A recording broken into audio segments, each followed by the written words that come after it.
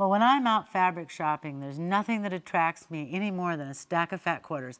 I don't have to make a decision. I can get them all. So we look around the quilt shop, we see what stacks they've got, and we just fill up our bag, and we go to the cash register first. Right, that's a good idea. All right, on today's program, we'll show you how to choose fabrics for a successful bricks quilt, how to cut and sew bricks from fat quarters, how to organize an easy group quilt, and later we'll be joined by Gerald Roy with a new feature, This Old Quilt. Bonds and Porter's Love of Quilting is brought to you by Bernina. Innovations like the patented Bernina Stitch Regulator on our sewing and embroidery systems help you discover your creative wings. Nothing sews like a Bernina. Nothing. American Professional Quilting Systems, APQS, offers a full line of hand-guided quilting machines made in America's heartland for America's artisans. The Oliso iron with the patented auto lift system. Smart, simple, delightful. Oliso. Wyndham Fabrics offering an array of fabrics for quilters worldwide. Koala sewing, quilting, and embroidery studios designed for style and function. Sulky, makers of decorative threads, stabilizers, and books. Sulky, express yourself. Omnigrid, accuracy, performance, quality. And Keepsake Quilting, a haven for quilters.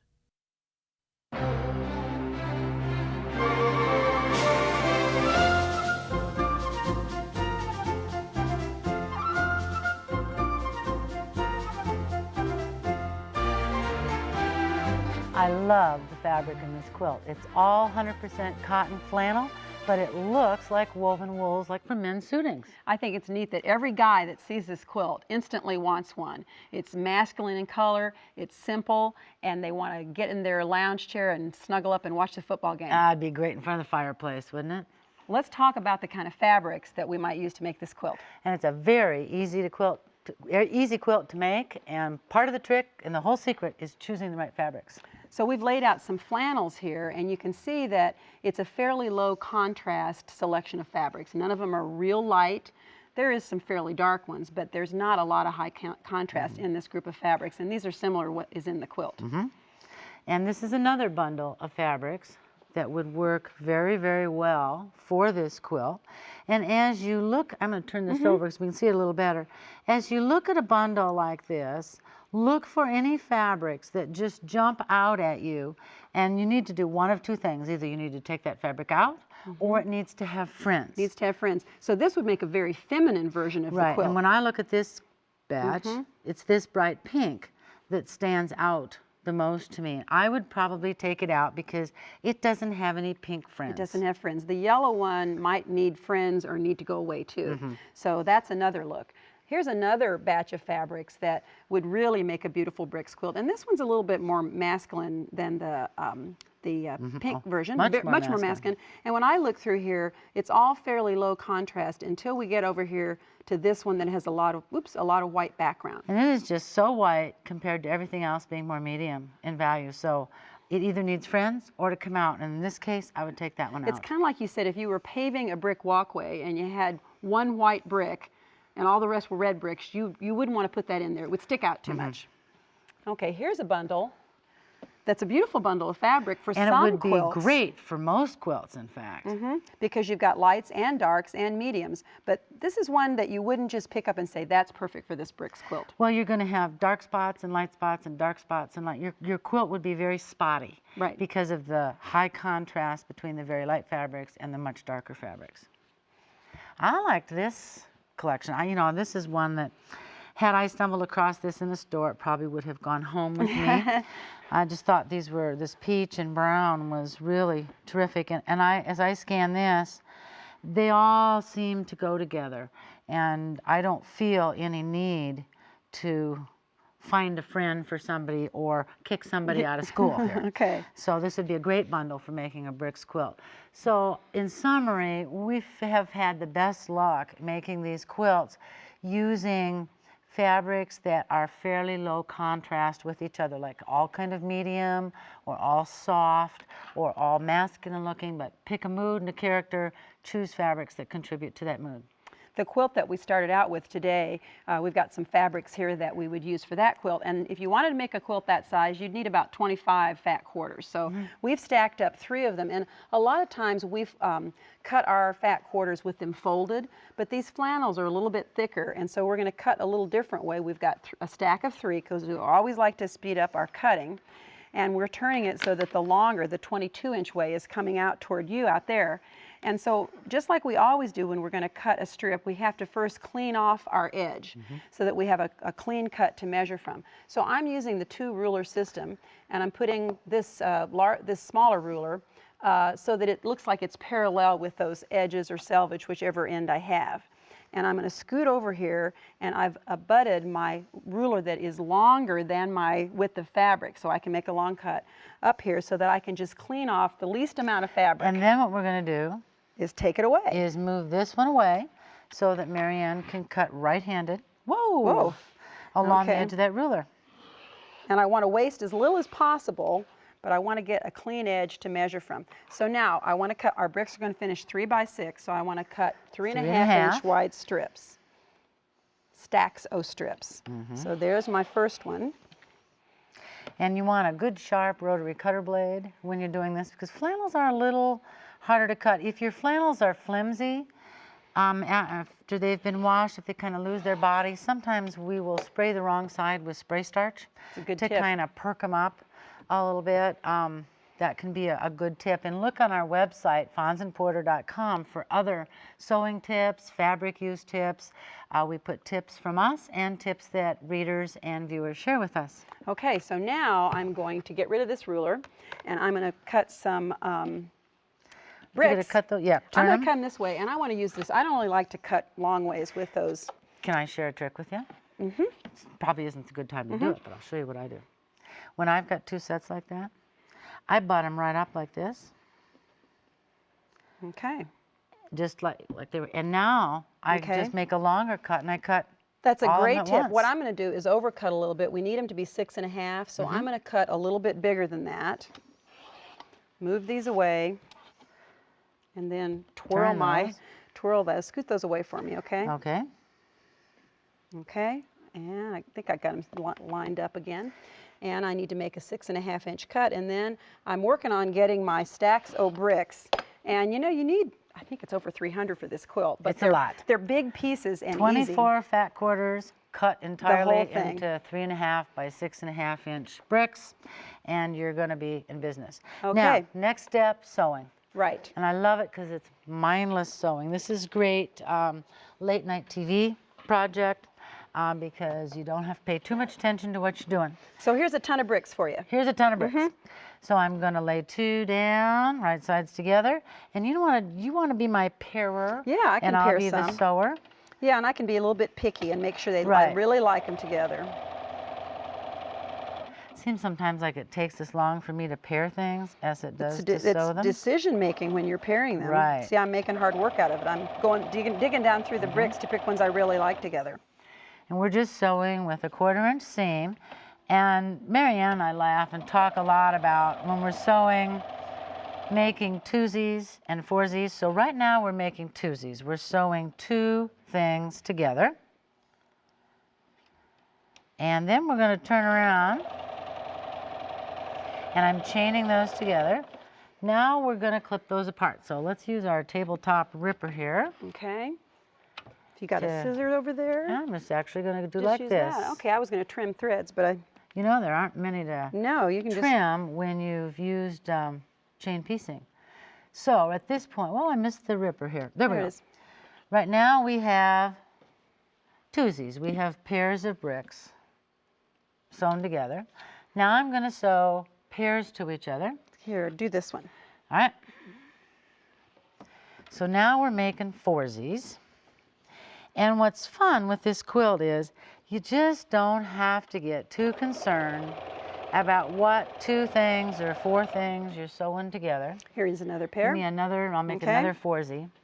And you kind of want to get going, so you have sets of 4, then you make sets of 8, And ultimately, you want to end up with an odd number of bricks in Right. one row and an even number of bricks in the next row. And that's what we've got right so here. that you can offset them. Right, we've got one row that's got 5 bricks in the row and one that has got 4. Our quilt had rows of 15 and rows of 14.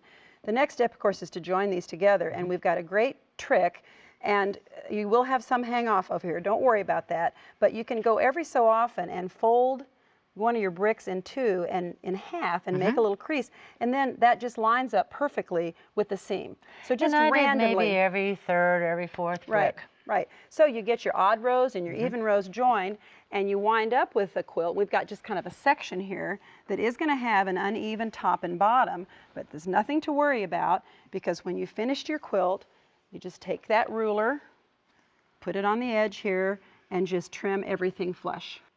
Well, this quilt is so simple and easy to make. We've had a lot of fun making it as a group project with our staff, and we want to share some of those with you now.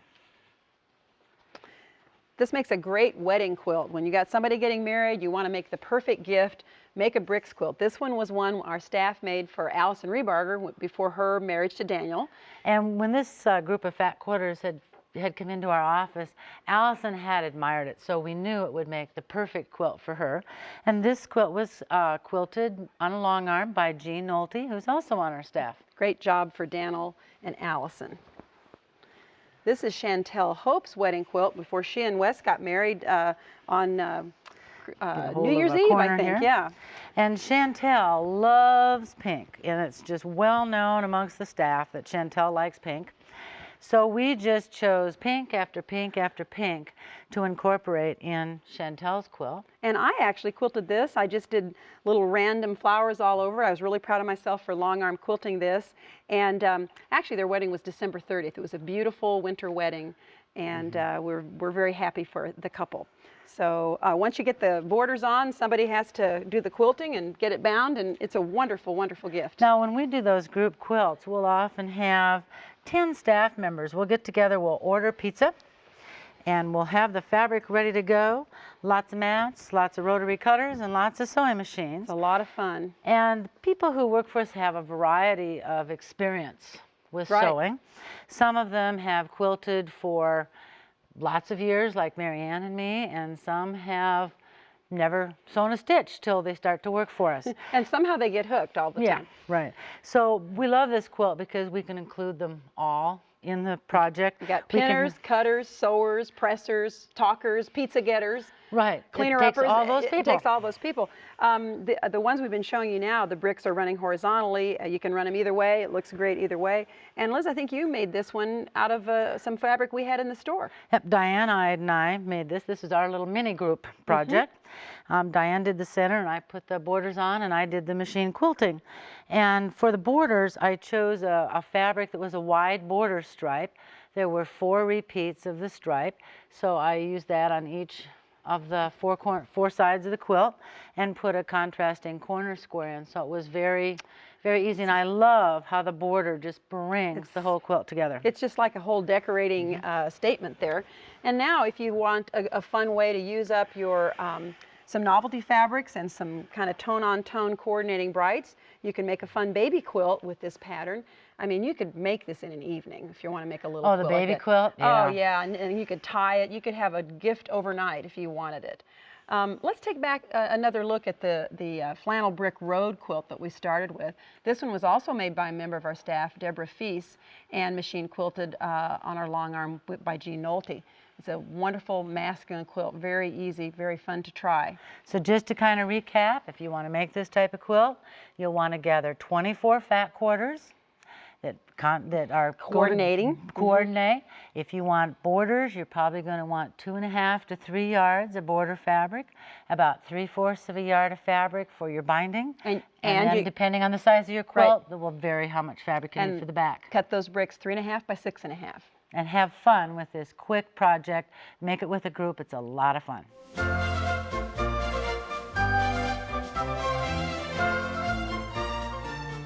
Jerry Roy, owner of the Pilgrim Roy Quilt Collection and a noted quilt historian, is joining us today to share some of his quilts with us.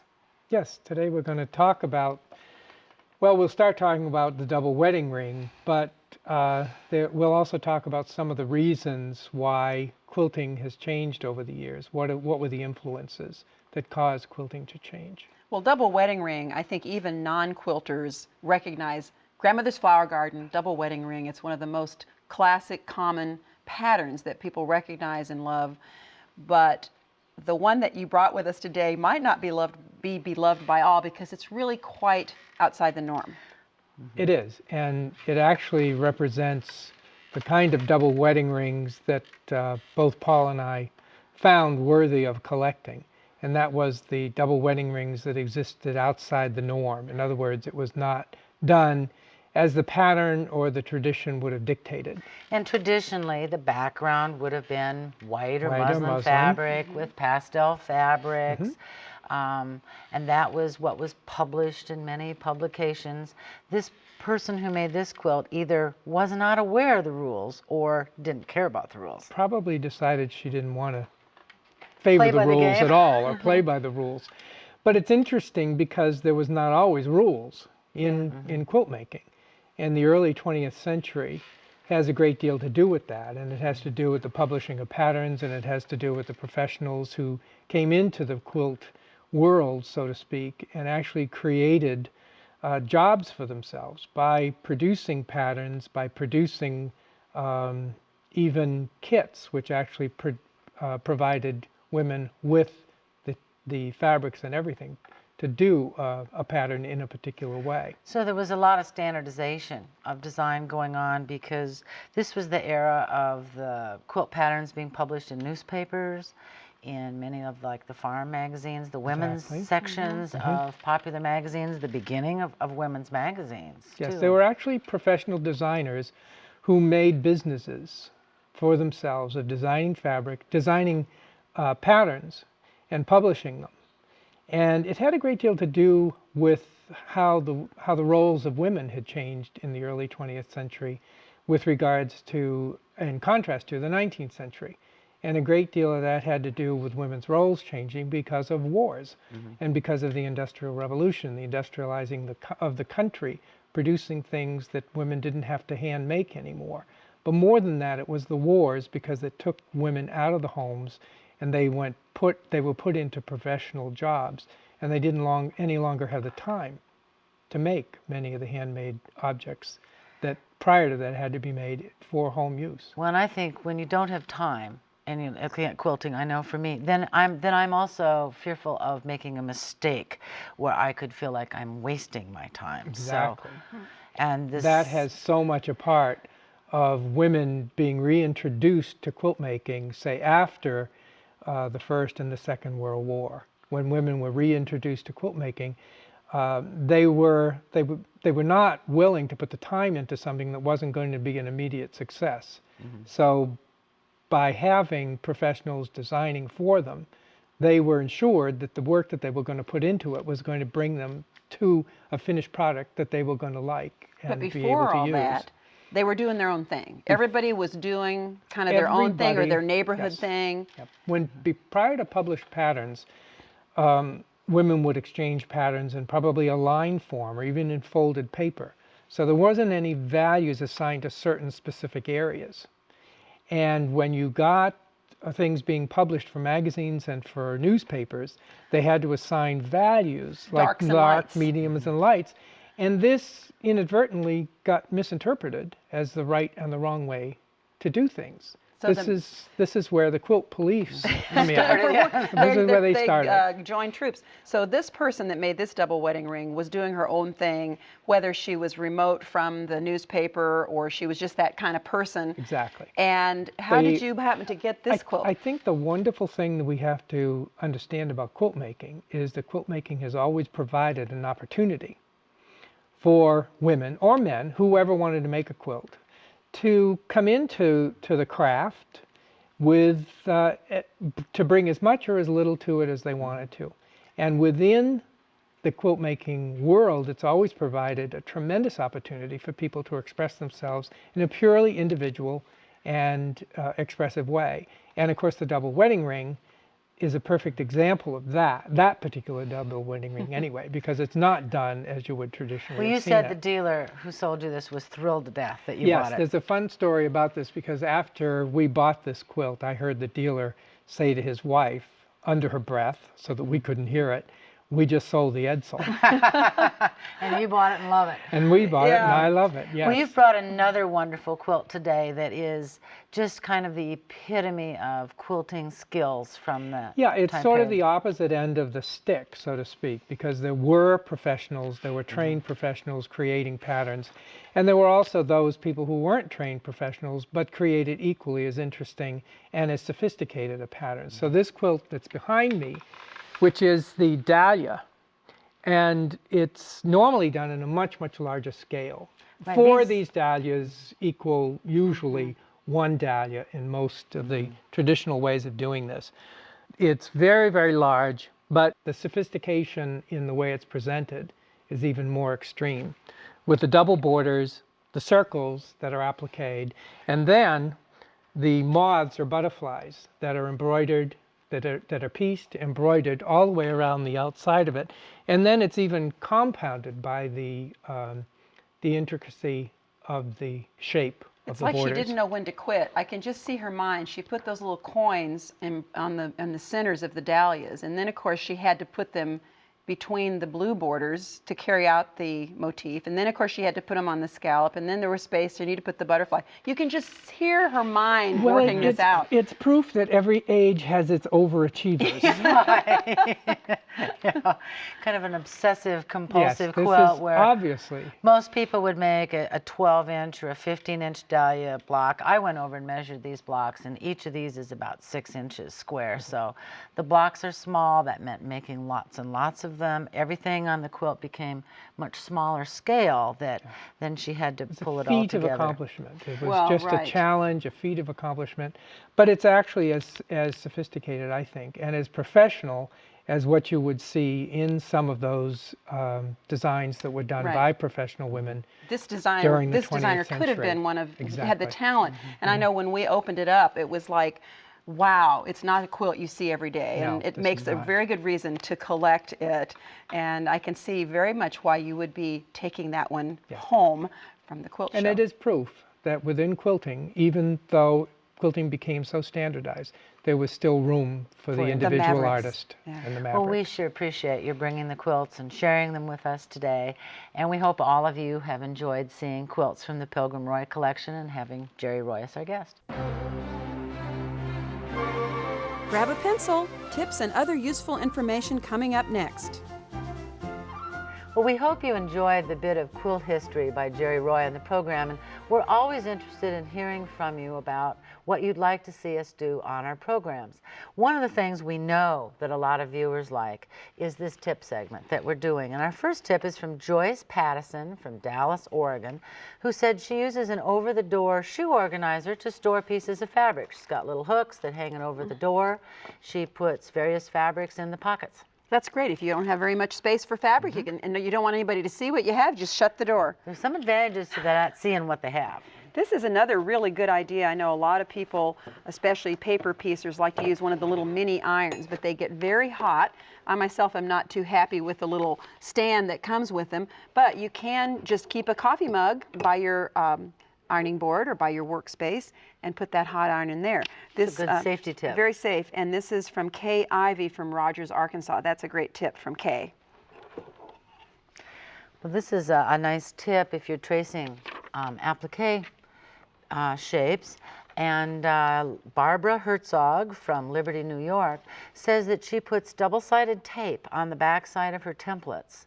And then when she puts them down on the fabric to draw around them, they don't slide when she's drawing. And I thought that was, be really helpful. That is a very good idea. Like that. So thank you, Barbara, for sending that tip.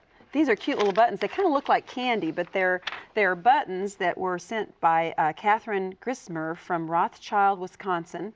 And she says everybody has extra buttons left from worn out clothing. She said she used to put them on a long string when she's saving these buttons, and if she wanted to reuse one, she had to take it off the string and take that Oh, one yeah, out and and fasten the rethread. string, yeah. So she said she uses little bread ties to put like buttons together. So it's kind of a way of sorting and organizing your button collection. You know, people are just incredibly clever. It always amazes me.